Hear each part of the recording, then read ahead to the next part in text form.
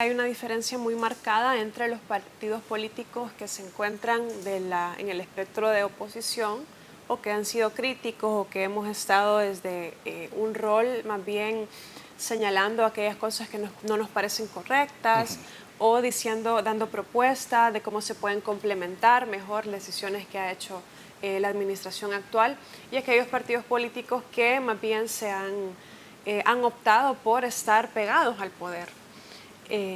Y justamente se desarrollan estos procesos en este año preelectoral donde se están eligiendo nuevas autoridades, se está preparando todo lo que tiene que ver con las elecciones 2024, reclutando posibles candidatos, aspirantes, buscando, digamos, apoyos financieros, apoyos políticos, etcétera.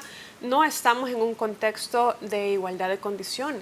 ¿Por qué hoy nos encontramos en un contexto donde vemos reglas electorales que se han cambiado en último minuto? Estamos incluso esperando a ver si no se cambia estos anuncios del cambio de número de municipios o del número de diputados, que también son una variable en la ecuación que alteraría un poco el funcionamiento normal de un proceso electoral, que no es que empieza en enero de 2024, empieza ya desde esas alturas, ¿verdad? Un año antes de las elecciones, todo el calendario electoral. No es lo mismo hacer política en esas condiciones que hacerlas teniendo todo el poder. Se convocó a elecciones internas el 5 de marzo y hemos convocado a las elecciones internas para Asamblea Legislativa y consejos municipales. Hemos descartado en este momento para los procesos internos del partido la elección presidencial y la elección al Parlacén. Simplemente de la ventanilla no pasan nuestras propuestas, y no son solo nuestras, que las hicimos en un escritorio porque se nos ocurrió. No, porque hay propuestas que vienen construidas con sectores, o que los mismos sectores durante años han peleado por ellas y han tenido a bien, a través de, como lo establece la Constitución, la iniciativa de un diputado o diputada, presentarlo. En la Asamblea Legislativa se ha electo a quienes representamos al pueblo, y el pueblo debe decidir cuáles son las leyes que le van a regir. Y además, no solo hacer leyes es parte del rol de la Asamblea Legislativa, y aquí viene un rol bien importante. Independientemente de quién llegue a la presidencia de la República el 2024, una pregunta que nadie se ha estado haciendo en los últimos años y que es fundamental es: ¿qué Asamblea Legislativa necesitamos? Y justamente una Asamblea Legislativa que simplemente no esté apretando botones verdes, sino que analice cuáles son las leyes que llegan a su seno para ser estudiadas, para ser mejoradas, para ser consultadas, y también que tenga la capacidad de, cuando hay un abuso de poder que se está proponiendo como una ley o como una medida desde el Ejecutivo, tenga la capacidad de decirle no. Y durante muchos años El Salvador ha tenido un sistema electoral muy estable. Hoy por hoy, con la concentración de poder que se tiene, con el control que se está teniendo sobre las instituciones, hay muchas dudas alrededor. Hay muchas inquietudes alrededor de si la elección va a estar realmente con una cancha equilibrada.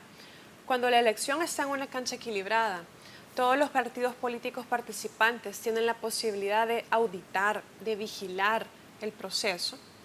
Los partidos políticos estamos haciendo un esfuerzo, me parece a mí, hablo del partido político donde participo, para que la democracia pueda florecer al interior de los partidos, pero también como herramienta en los partidos de la democracia del país. Y es en las instituciones donde se toman esas decisiones donde hay que hacer valer ese poder del pueblo democrático, que no solo es del origen de cómo llega al poder, sino de cómo se ejerce, de cómo se hace durante ese periodo en el que se administra el poder. Ahí es donde es clave el rol del Tribunal Supremo Electoral. Porque en la medida que las instituciones que van a administrar las elecciones sean ecuánimes, transparentes, democráticas, va a haber más confianza en el proceso, no de los partidos, de la población, y asimismo la población va a participar en esa medida. Creo que eso es importante decirlo. Nunca antes habíamos visto en ese pastel que se presenta en las encuestas de preferencia partidaria o de simpatías partidarias una porción tan grande de aquellos que no saben, no responden o prefieren no contestar. Para mí ese es un síntoma del temor que existe de participar, de expresarse, de decir qué es lo que realmente estamos pensando. La ventaja de que el voto sea secreto es que ahí sí se va a poder expresar la voluntad de la gente. Mi llamado es que participen, que participemos, que tomemos el poder que es nuestro como ciudadanía, como ciudadanos de este país que queremos verlo crecer, florecer, avanzar. Y si no estamos de acuerdo con lo que sucede, que participemos, que nos involucremos en cualquier partido político, que sea de nuestra preferencia, pero que tomemos ese rol. Lo más complejo de esta elección es que el 1 de mayo de 2021 empezamos a tener una sala de lo constitucional genuflexa al poder. Se quitaron los magistrados que se habían electo de manera, digamos, legítima y constitucional. Y el problema no fue ese, sino que se pusieron otros que no pasaron por ningún proceso de evaluación, público al menos, ¿verdad? Por ningún proceso de evaluación de sus perfiles o de conocer cuáles eran sus propuestas para el cargo, etc. Simplemente ya estaban ahí para tomar posesión de ese cargo, o más bien usurpar ese cargo que no les corresponde. Entonces vamos a unas elecciones con todas esas aristas de complejidad, digamos, que se tienen. Pero este mismo grupo de profesionales del derecho que están ahí en la sala ejerciendo ilegítimamente ese rol, van a ser los últimos árbitros en materia de derechos constitucionales. Y tenemos una sala de lo constitucional que fue impuesta el 1 de mayo de 2021 y que además casualmente dijo, contraviniendo el texto de nuestra Constitución, que quien ejerce la presidencia de la República en este momento puede volver a correr. En la ley del voto en el exterior se van a dar 30 días para ejercer el sufragio. En países como Estonia, como en Francia, se dan 5 días, por ejemplo. Vamos a estar aún en campaña electoral y en el exterior se va a poder estar votando en medio de campaña electoral. 30 días donde puede pasar cualquier cosa y no tenemos garantías suficientes de que se vaya a hacer una auditoría como debe ser, que se pueda garantizar la integridad de esos resultados. La empresa que se contrataría para hacer todo el procesamiento autorizaron que se contratara sin licitación. Y la propuesta nuestra había sido de que se hiciera un piloto, porque en todos los países en los cuales se implementa el voto en el exterior, incluso voto electrónico, incluso voto por internet, han sido procesos de perfeccionamiento de años para que vaya ganando confiabilidad.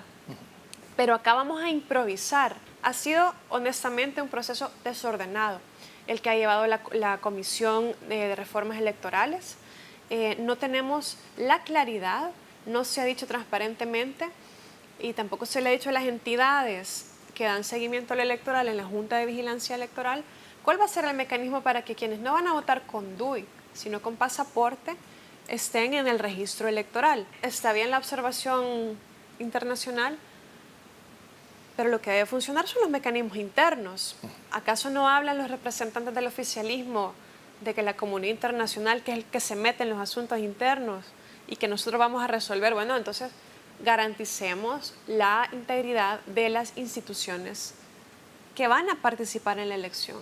Porque este tema del cambio de municipios, yo lo dije en su momento, miren, es una propuesta que hay que analizar y que hay que debatir porque podría funcionar esta idea para tener más eficiencia, para ahorrar recursos, para que las alcaldías puedan tener, digamos, gobernando un espacio más amplio, tener también acceso a más ingresos. Pero el Código Municipal dice que el número de municipios se puede cambiar en función del último censo. Claro, sería locura hacerlo con base en el censo 2007, cuando ya están aprobados los fondos y yo di mi voto para esos fondos también, para ese préstamo, para hacer un censo este año y tener sus resultados el próximo. Entonces queda obviamente la pregunta, si lo que vemos todo alrededor son esfuerzos para concentrar poder, y concentrar todas las decisiones de los recursos. Si se van a reducir el número de diputados, hay que analizarlo, hay que discutirlo, hay que ver qué va a pasar en los departamentos que ahorita tienen 3 diputados, que están asignados porque su población es pequeña. ¿Qué va a pasar? ¿Va a quedar un diputado, 2 diputados? Ahí, aunque haya gente que vote por diputados de otros partidos políticos, su voto va a quedar en el aire porque al final va a haber solo un escaño o van a haber 2 escaños. Van a quedar municipios de un solo partido o bipartidistas, ¿verdad?